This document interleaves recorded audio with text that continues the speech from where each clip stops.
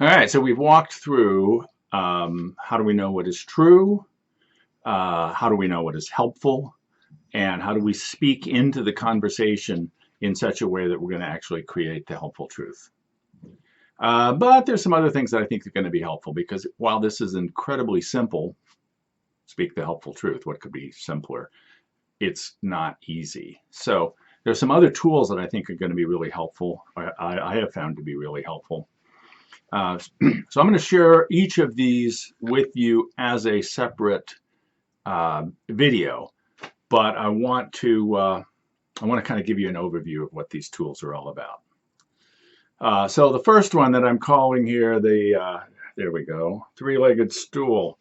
The idea here is that we need to have our foundation clear as we're starting to do this, and there are three fundamental questions. Do I have permission to create what I need? Is there something that bothers me enough that I'm willing to change what I'm doing?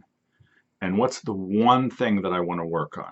So as I said, I'll tease these apart more, but if I'm not creating what I need, why is that? Maybe I don't know what I need. Maybe I don't have permission to create what I need. Some of us have grown up in environments where we don't have permission to create what we need. The only way I'm going to create what I need is if I behave differently. Is anything bothering me enough that I'm willing to change what I'm doing? And you can't eat an elephant all at once. You got to eat it one bite at a time. So what's the one thing that I want to work on? So those are our three fundamental questions. Second set of tools has to do with the importance of being curious. If I'm going to be engaged in a conversation with someone in which I'm seeking to speak the helpful truth, part of what I have to do is I have to listen to them. And is my listening, is my curiosity conveyed in such a way that they are actually invited to participate? Because sometimes the way we ask questions actually puts people off, makes them defensive. It shuts down the loop. It inhibits the loop. It doesn't enhance it. All right. Third one is that satyagraha, satya, truth, agraha, forceful, ahimsa, doing no harm. If I'm not going to do any harm, but I'm going to be forceful, how am I going to be assertive without being aggressive?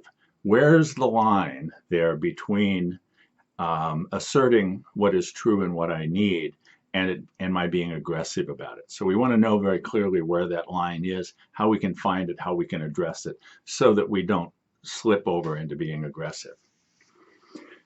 Onions. So sometimes the issue that we're looking to address is something that has at the core something really big, and it's wet and it's sticky and it's going to make us cry, and I don't want to slice that sucker open. But the thing about an onion is it's got layers.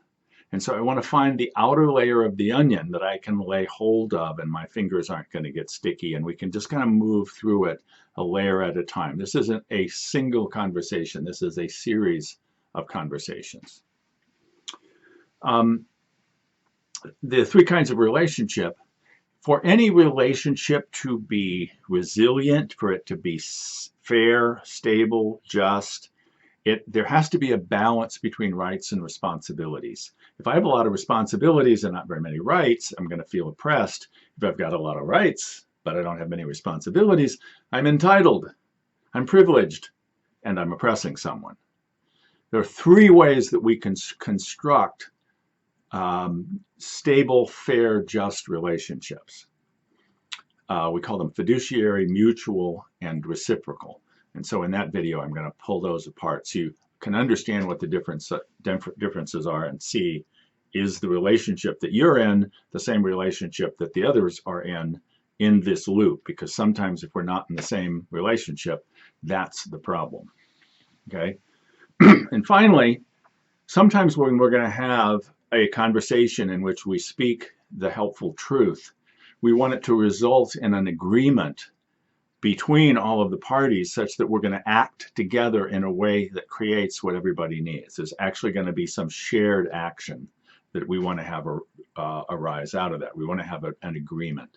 So in that video, what we're going to look at, what are the various steps that we need to be able to take in order to construct and reconstruct and reframe the agreements that we have such that they're durable, that they work for everybody. Okay, so those are coming up.